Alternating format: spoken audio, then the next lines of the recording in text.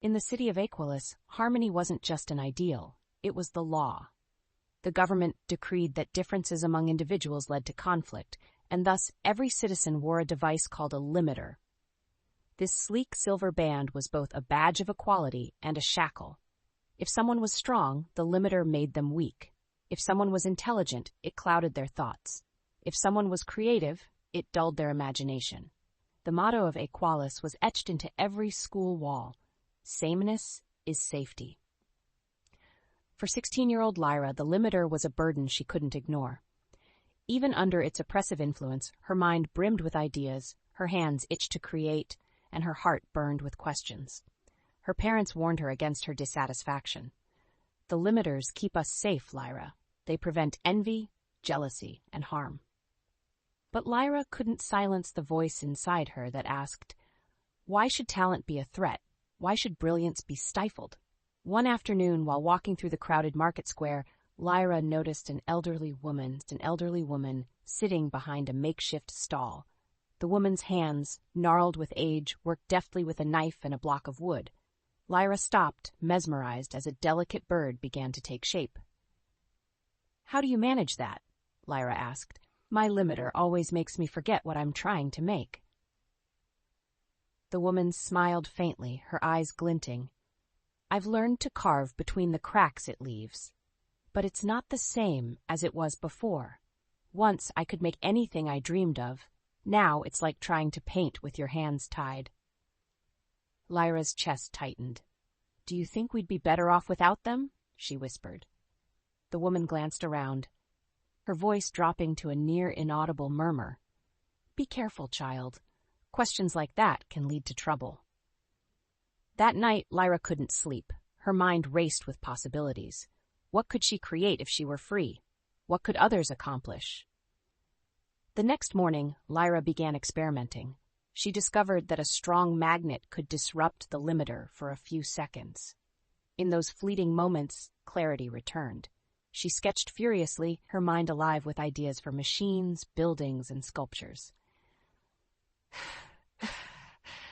But she knew she had to hide her drawings carefully. Discovery meant punishment. Her secret didn't last long. One evening, her father walked in while she was testing the magnet. His face darkened.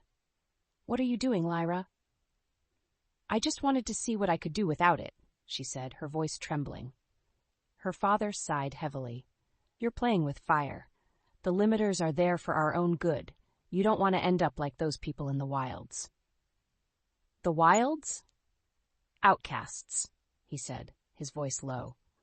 "They refuse to wear their limiters and live outside the city. They think they're free, but they're dangerous. They've rejected harmony." That night, Lyra couldn't shake the thought of the wilds. Could they truly be dangerous?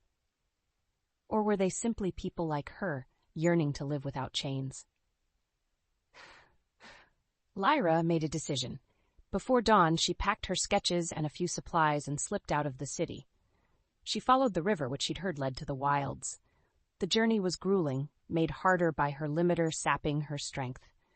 But Lyra pressed on, driven by an unshakable need to find the truth. When she finally reached the wilds, what she found left her speechless. Instead of a barren wasteland, there was a thriving community. People built homes, grew crops, and painted murals on every surface. None of them wore limiters. At first, they regarded her with suspicion, but when she showed them her sketches, their attitudes softened.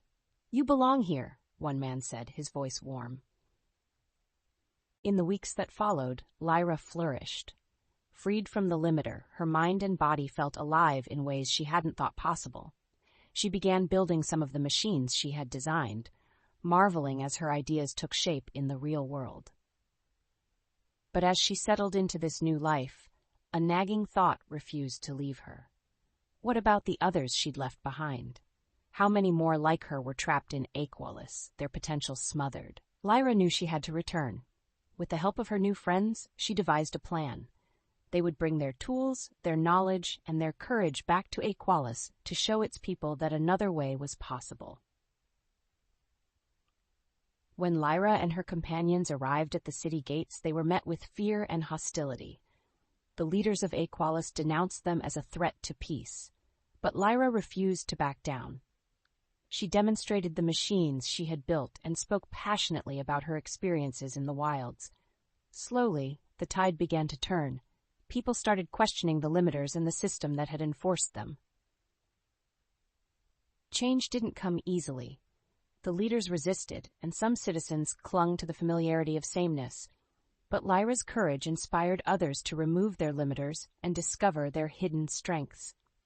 The movement grew until it could no longer be ignored. Years later, Aqualis had transformed. It was no longer a city of forced equality, but a vibrant community that celebrated differences. Lyra's name became synonymous with freedom and possibility. In the city square, a statue stood in her honor, a young girl holding a broken limiter in one hand and a sketchbook in the other.